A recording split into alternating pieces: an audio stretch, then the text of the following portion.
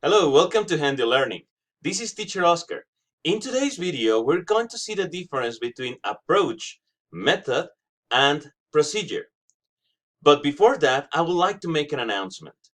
From now on, if you are enrolled to one of my online courses, you will be able to receive a valid accreditation from the International Chamber of Language Teachers, from which I am the director in the city of Mexico.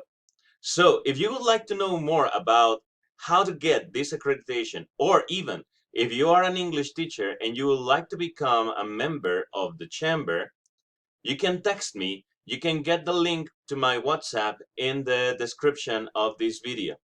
Now, with no further ado, let's take a look at the difference between approach, method, and procedure. Let's start by talking about the approach.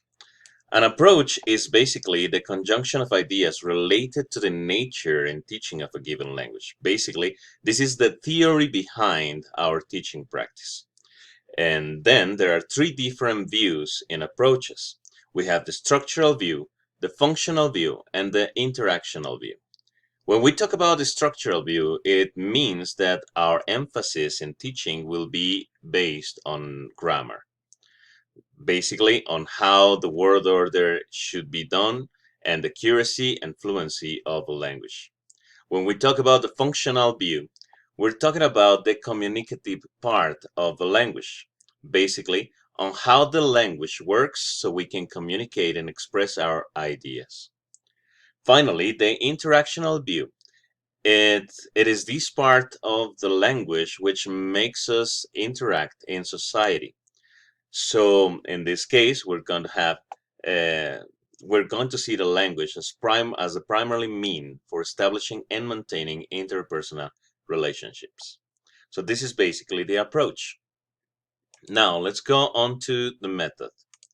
Let's define the method as to be understood as a group of procedures, a system that clearly explain how to teach a language, right? So the methodology is the system of the procedures that we follow to produce our teaching. In language teaching, we have at least 14 most important methodologies.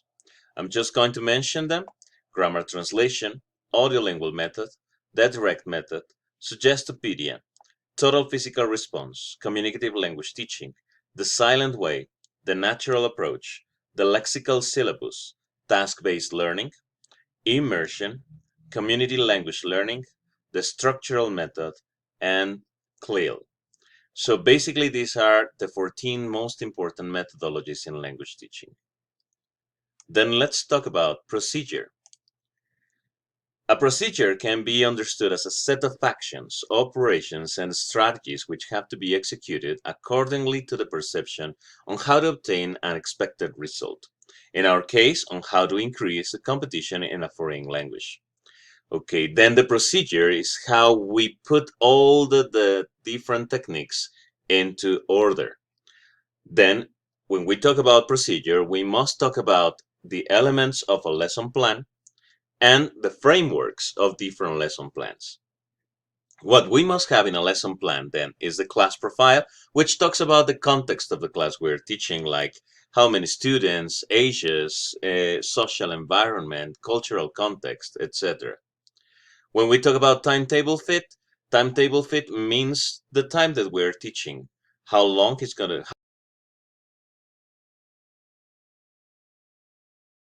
how long the lesson will be, and how many days a week.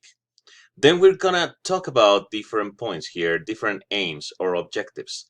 The main aim, subsidiary aim, and stage aim. When we talk about the main aim, we talk about the main objective that we have for our lesson. That means the target we want to reach by the end of a lesson. Subsidiary aim will be something that is related to that main aim, but is not the main point.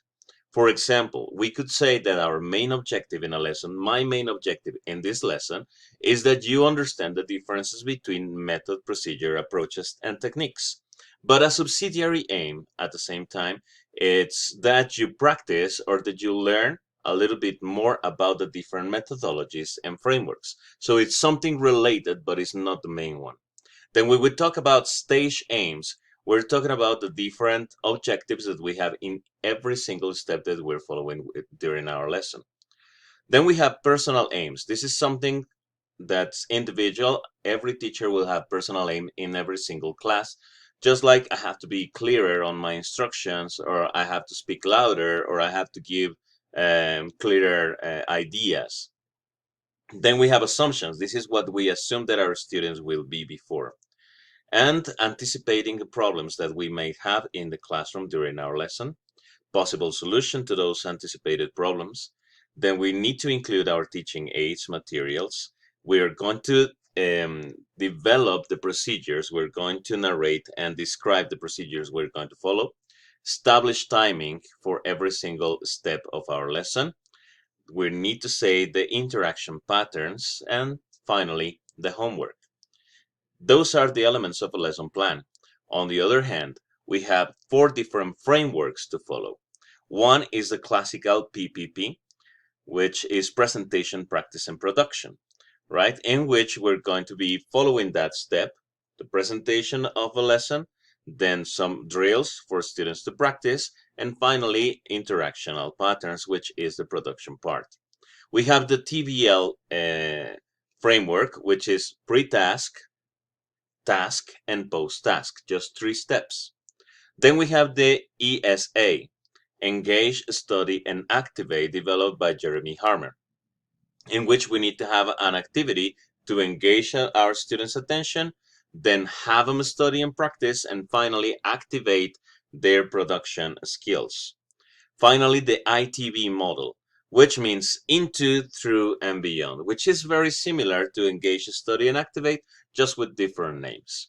So these are the 4 most common frameworks in a lesson plan. Now let's